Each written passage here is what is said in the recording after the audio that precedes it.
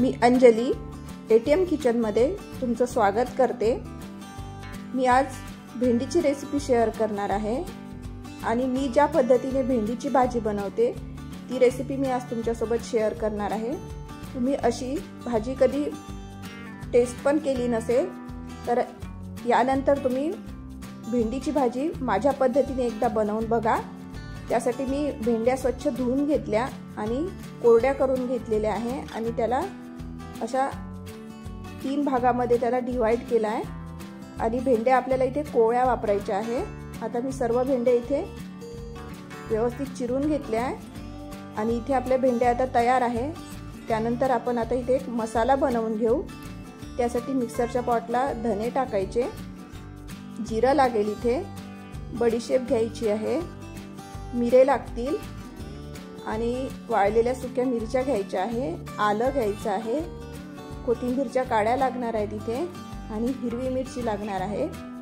आणि हे सर्व आपल्याला साहित्य मिक्सरला थोडंसं आपल्याला जाडसर इथे दळून घ्यायचं आहे, म्हणजे भरट काढायची आहे। खूप आता आपल्याला पेस्ट वगैरे नाही करायची आणि याच्यामध्ये पाणी पण नाही वापरायचं। तसंच आपल्याला हे मिक्सरला फिरवून घ्यायचं आहे आणि मिक्सरला फिरवल्यानंतर आपल्याला या पद्धतीची भरड आपल्याला इथे तयार करून घ्यायची आहे। आता आपण भाजी 3 ते 4 चमचे तेल टाकायचं, नंतर त्यामध्ये भेंड्या टाकायच्या आहे आणि भेंड्या व्यवस्थित मिक्स करून घ्यायच्या आणि आपल्याला इथे भेंड्या 70% आपल्याला त्या तेलामध्ये छान परतवून घ्यायच्या आहे आणि हे सर्व आपल्याला स्लो गॅसवरच करायचं आहे आणि भेंड्या आपल्याला इथे करपायच्या नाही आहे, फक्त त्या शिजल्या पाहिजे इथपर्यंतच आपल्याला त्याला शिजवून घ्यायचं आहे आणि त्या पूर्ण नाही शिजवायच्या आपल्याला।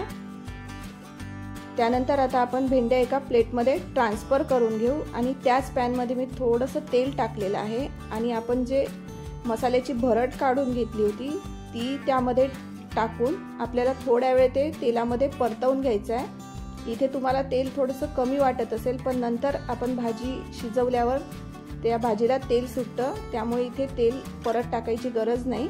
आता हे व्यवस्थित मिक्स झाल्यानंतर आपल्याला त्यामध्ये हळद टाकायची आहे, चवीनुसार इथे मीठ टाकायचं आणि मी इथे जेवढा मसाला वापरत आहे तो मसाला 1 पाव भाजीला पुरेसा आहे। त्यानंतर इथे काश्मीरी तिखट टाकायचं आहे कलरसाठी आणि मी इथे अर्ध्या लिंबाचा रस वापरत आहे तो टाकायचा आणि तुमच्याकडे जर लिंबाचा रस नसेल तर तुम्ही इथे आमचूर पावडर टाकली तरी चालेल। नंतर मसाला परतवल्यावर त्यामध्ये आपल्याला फ्राय केलेल्या भेंड्या टाकायच्या आहे आणि भेंड्या पण व्यवस्थित मिक्स करून आपल्याला भेंड्या 5 ते 7 मिनिटं आपल्याला त्या परत तेलामध्ये छान परतवून घ्यायचं आहे आणि भेंडीच्या भाजीवर झाकण न ठेवताच आपल्याला त्या भेंड्या शिजवून घ्यायच्या आहे। इथे आपली भाजी बघा आता तयार झालेली आहे। त्यामध्ये कोथिंबीर टाकून भाजी मिक्स करून घेऊया आणि या मसाल्यामध्ये तुम्ही बटाटा, वांगी ही भाजी पण बनवली तरी खूप छान लागतात।